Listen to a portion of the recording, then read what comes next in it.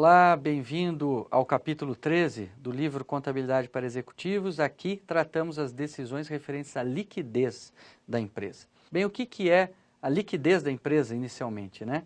Liquidez é quando nós mensuramos, medimos a capacidade financeira da empresa. Quanto ela tem de recurso para honrar as suas dívidas. E para medir essa liquidez, nós usamos vários índices. Vamos começar com o primeiro deles aqui, que é a liquidez chamada liquidez corrente. A liquidez corrente, ela relaciona duas grandes fontes.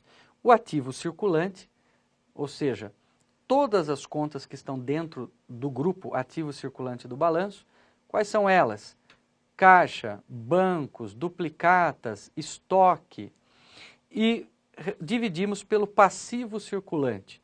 São as contas de salários, impostos, fornecedores, etc. A divisão de um pelo outro aqui vai chegar num número que vai nos indicar, a tradução correta seria para cada real que eu devo, quantos reais eu tenho para pagar. Então, para cada real que está aqui no meu passivo circulante, quantos reais eu tenho no meu ativo circulante? Quanto maior, melhor, é claro, né? Quanto mais reais eu tiver para pagar minhas dívidas de curto prazo, melhor para mim. Então, é muito importante esta medida da liquidez corrente. Lembrando que aqui nós estamos considerando todos os ativos circulantes e todos os passivos circulantes. O número 1 é o ponto neutro. Então, R$1 para 1 de dívida é o ponto neutro. Abaixo de 1 significa insuficiência de recursos. E acima de 1 está sobrando recursos para a empresa. Esse é o índice mais tradicional para se medir a liquidez. Mas nós temos outros. O segundo índice seria a liquidez seca. Bem, por que liquidez seca? Porque é um índice um pouco mais conservador. A fórmula é basicamente a mesma da liquidez corrente, mas ele retira aqui os estoques. Então, os estoques representam, normalmente nas empresas, um valor muito importante, muito representativo do ativo circulante. E tem um outro fator, muitas vezes demora para esse estoque ser vendido. Então, para de certa maneira não contaminar, né, no primeiro indicador, poxa, nós temos, sei lá, R$5 para cada R$1 de dívida. Mas grande parte é estoque e demora para vender. Então, para não contaminar, é tradicional nesse índice que nós retiremos os estoques da conta.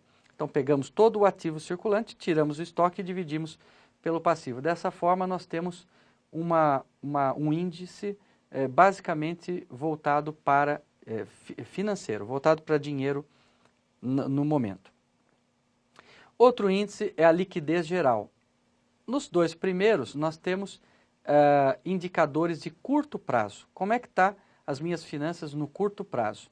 E o liquidez geral, ele já relaciona o ativo circulante, que é curto prazo, mais o ativo de longo prazo, que é o realizável a longo prazo, e divide pelo passivo de curto prazo e passivo de longo prazo. Dessa forma, eu tenho uma visão geral da liquidez da empresa, não só do curto prazo, que representa normalmente um ano, um pouco mais de um ano, mas do total de ativos e total de passivos da companhia. Aqui é muito importante porque se nós detectarmos uma queda, sempre é bom lembrarmos que os indicadores nós precisamos analisar no mínimo 3 anos, 4 anos, 5 anos, para que nós possamos ter um retrato do que vem acontecendo com a empresa.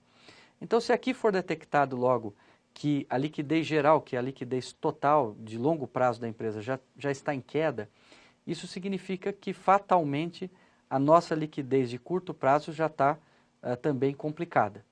Então, muitas vezes você tem uma liquidez de curto prazo baixa ou caindo, mas a liquidez geral está mantida. Significa que a empresa ainda tem uma saúde financeira, talvez tenha que consertar algum problema de imediato. Agora, se essa queda já se apresenta no longo prazo, então é mais séria a situação financeira da empresa e precisa de uma atenção muito maior. E um último índice é a liquidez imediata, que é pouco praticado, porque as empresas não costumam manter grandes ativos financeiros em caixa ali no momento, porque ele justamente relaciona aqui as contas do ativo circulante que representam dinheiro imediato. caixa, banco e aplicações financeiras de resgate praticamente imediato. Então, na prática, é quanto dinheiro eu tenho realmente na mão agora para quitar as minhas dívidas de curto prazo. Como as empresas não costumam manter um volume muito grande nessas contas, e sim em estoques, em duplicatas, enfim, mais na operação e até mesmo em ativos, esse índice tende a ficar prejudicado numa análise isolada.